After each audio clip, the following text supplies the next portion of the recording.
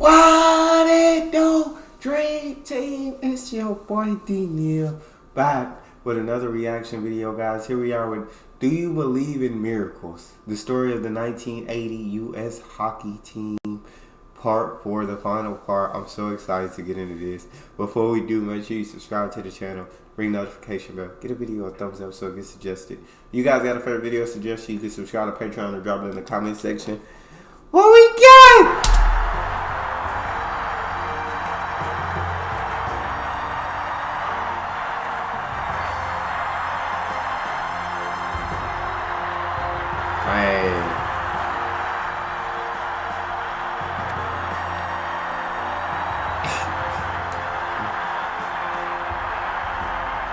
That's crazy. I know they was shook.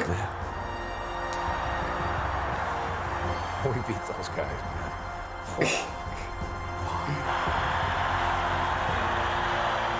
It was unbelievable. Being able to go out there and kind of hug each other and just look at each other. You know, God, you know, the Russians and God, look, God, we couldn't even talk.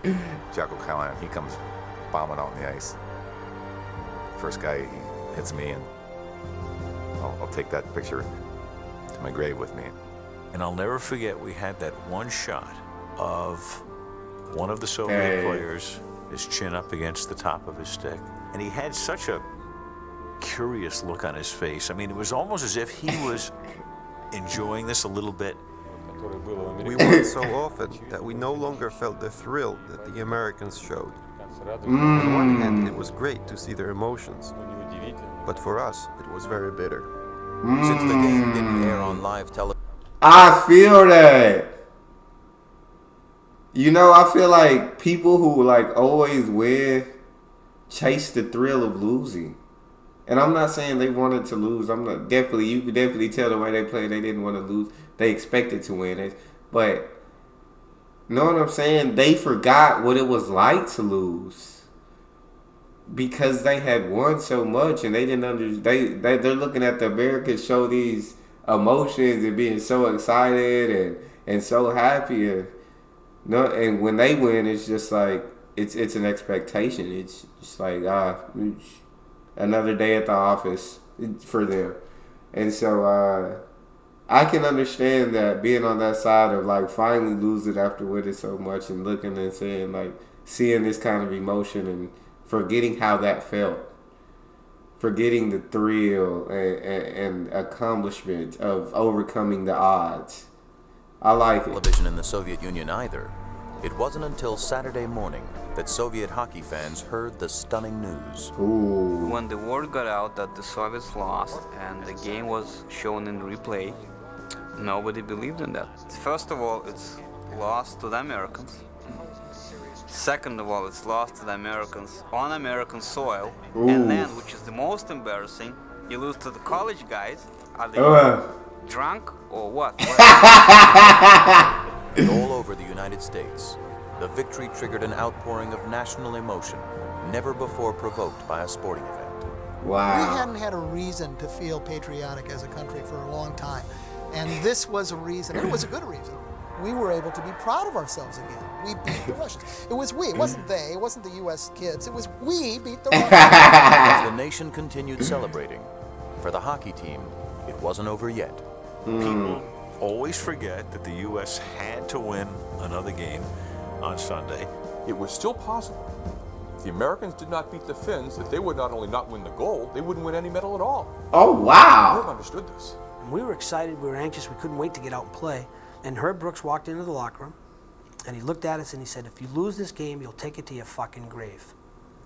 Then he stopped, he walked a couple of steps, turned, looked at us again and said, your fucking grave. Everybody rising as one now. What has become, in deference to the Dallas Cowboys, truly America's team. It just was electricity going through my body. It's like, this is it. I mean, the crowd sensed it, we sensed it. And here we go with a chant which has become so familiar all week. USA, USA. And something else became familiar. Once again, the Americans would have to come from behind. Oh my gosh. And deflected in, out in front by Mikko Leinonen. Suddenly, the Americans fall behind. After 2 periods, they're behind 2-1. We're gonna win the greatest game of all time and lose to a bunch of friggin' Finns? Before the third period, the 20 American kids who had come together as strangers 7 months earlier, with a dream to win any medal, decided to use their last 20 minutes as a team to take the gold by force. There's no way that Finland is keeping a gold medal from us. And we went out there in the third period, and I think we just steamrolled them from the time they opened that door and let us out. They didn't have a chance.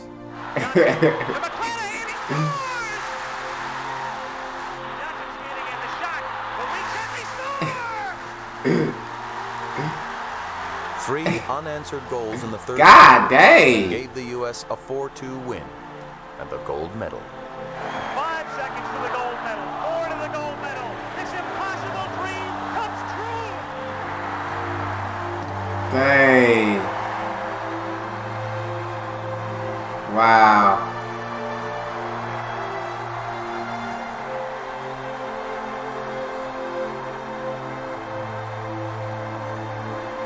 Wow. That's insane, man. Insane. In the jubilance that followed the victory, goaltender Jim Craig looked into the stands, searching for his best friend. Jim Craig looking for his father in the stands. I was looking for him just to show respect that wouldn't it be great if Mom was still here today, and to appreciate all he had done. She was terrific. Just too bad she wasn't around long enough to see the reaps of the reward, at least down here. I'm sure she was a big part of it up where she was. We are proud now to present the victors in the ice hockey competition.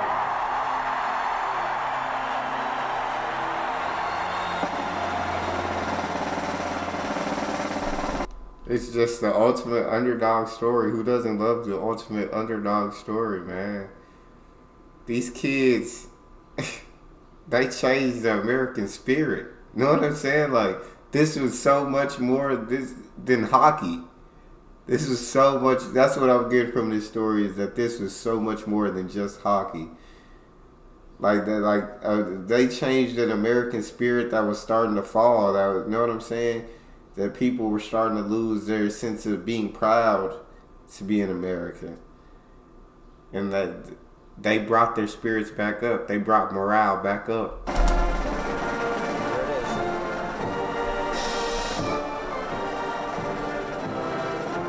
Someone said, hold your hand over your heart and sing like a bird.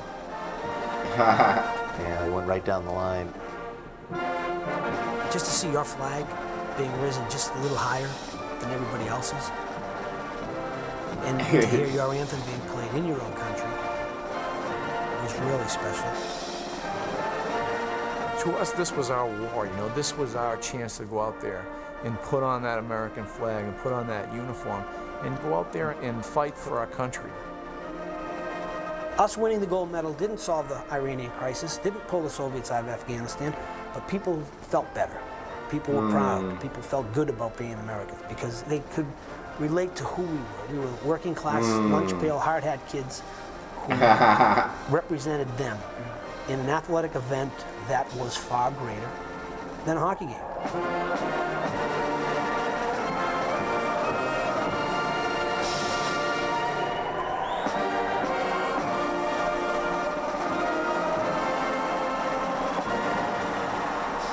Dang. And then I turned and looked at my teammates, and they were looking at me, and I was looking at them. Nobody told us what to do. Just kind of called them all up on the podium. I mean, we all wanted to be together on that podium. Our arms around each other, and our medals around, and we're checking out each other's medals. And I remember looking down and thinking, how did they get all those guys up on the square? As well. The team had bonded so closely that there they were, fingers in the air, signifying this incredible triumph. In the end, it was the camaraderie, the unit that was developed. That was something special. Those guys, man.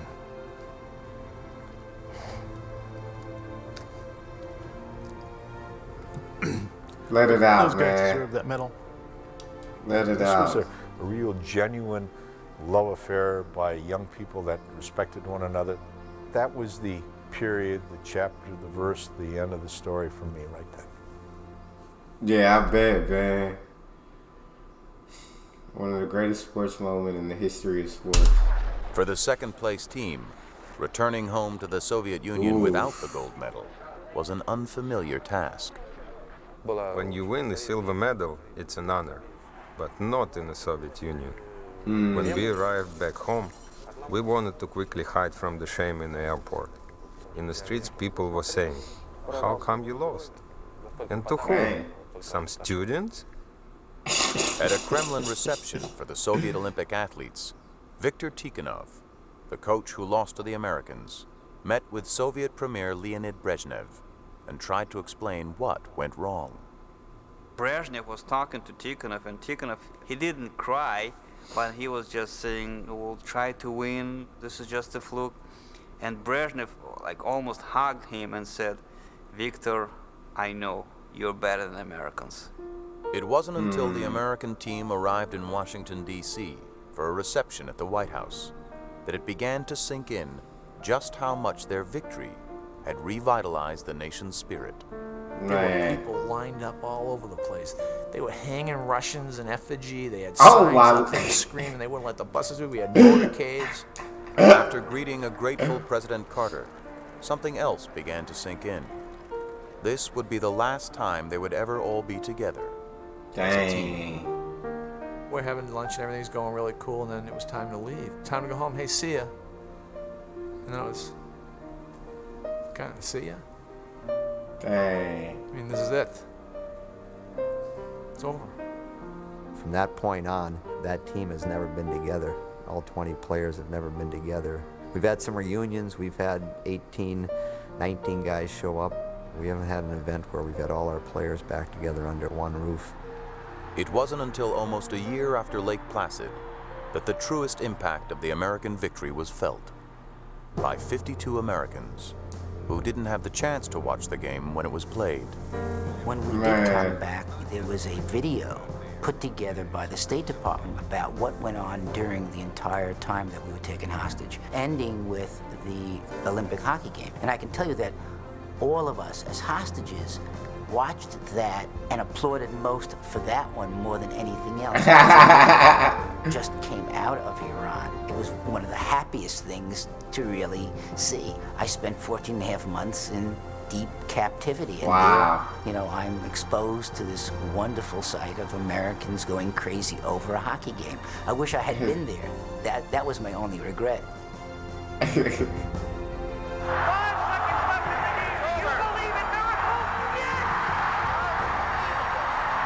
I do believe in miracles. I don't think I'll ever see a miracle of that magnitude again in the world of sports. Yes, I do believe in miracles. In the hockey world history, I would put it as miracle number one. Beating a team like ours was an event. So I believe in miracles. Yes, I do believe. This is a bunch of talented, dedicated, wonderful guys who took and believed in one goal and took all their own personal satisfactions away to achieve it. If that's a miracle, I believe in that. I do believe in miracles by virtue of the fact that I'm sitting here now. Captivity shows you the depravity of human beings. I think the hockey game showed you the apogee of how things can happen in life. This was a case where for a few hours at least, a magical coach got a magical group of kids to believe that they could do something that they really couldn't do. Is that a miracle? Yeah.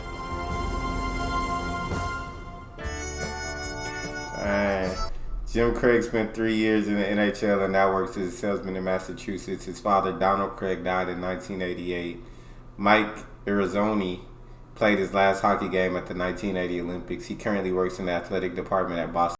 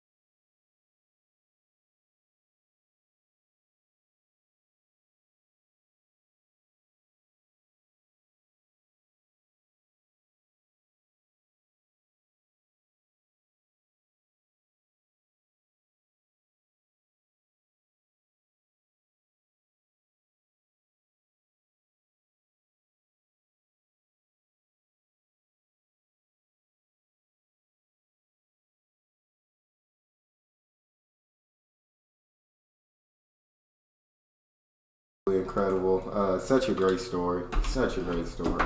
That's all we got. You guys got a favorite video suggestion, you can subscribe to Patreon or drop it in the comment section. Subscribe to the channel, ring notification bell, get a video a thumbs up so it gets suggested. It's your boy D Neal. Out.